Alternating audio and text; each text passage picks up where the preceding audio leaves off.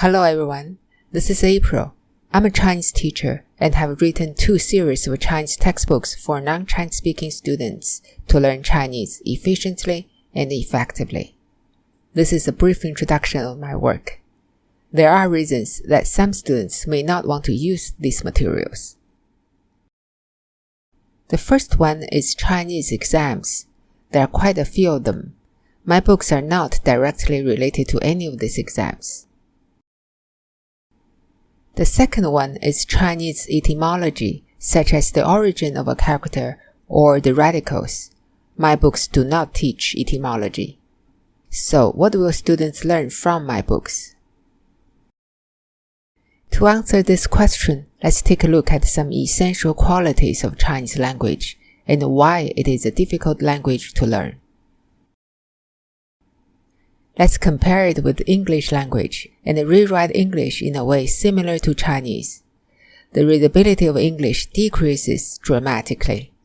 To make things even more difficult, instead of 26 letters, Chinese uses thousands of characters, and many of them sound the same or similar.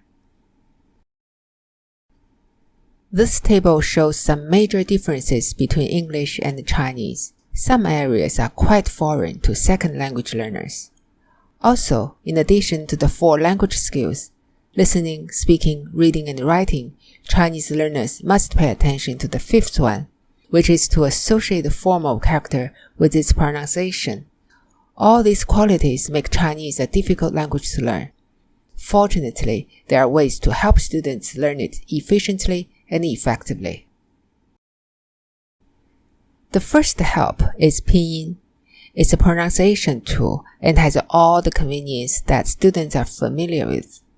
The disadvantage is that, because too many characters have the same pronunciations, pinyin becomes confusing very quickly. The second help comes from Chinese language itself. This is a frequency distribution chart of characters. It tells us the most frequently used 250 characters count for more than 50% of the total occurrence. The least used 1,000 characters count for less than 2%. Therefore, the most efficient way is to focus on the frequently used characters first.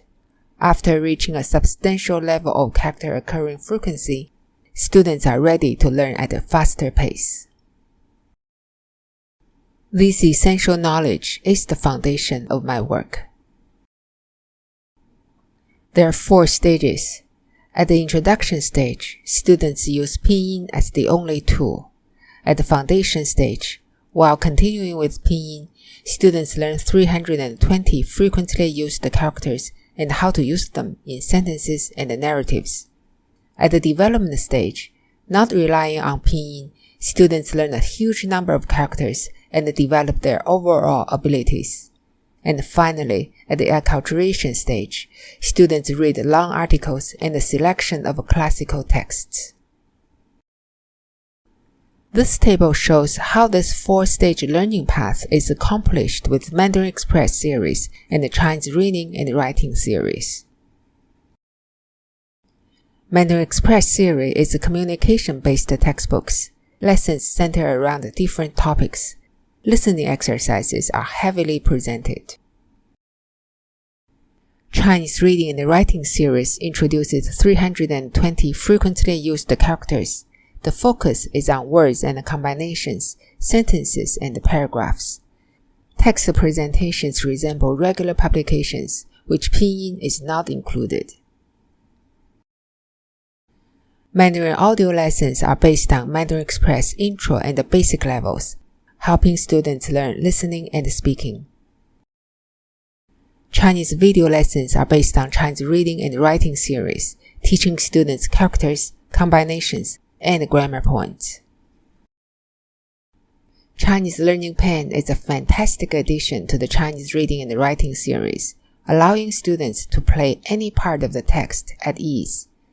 This feature is indispensable for students to build up their 5th Chinese language skill. Combining the textbooks, video lessons, and the Chinese Learning Pen, we have 2 packages to offer. One is a starter kit, Chinese Learning Pen Value Pack. The other is the Complete Beginner's Chinese Reading and Writing Course Kit. Other products include Learning Chinese Well Organized, a journal dedicated for learning Chinese, and the teacher's manuals. Over the years, many students have made outstanding progress.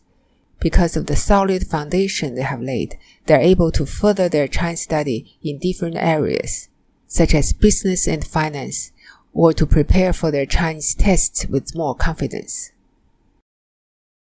That concludes this presentation. I hope you find it helpful. This is Chinese teacher April. Thank you for watching.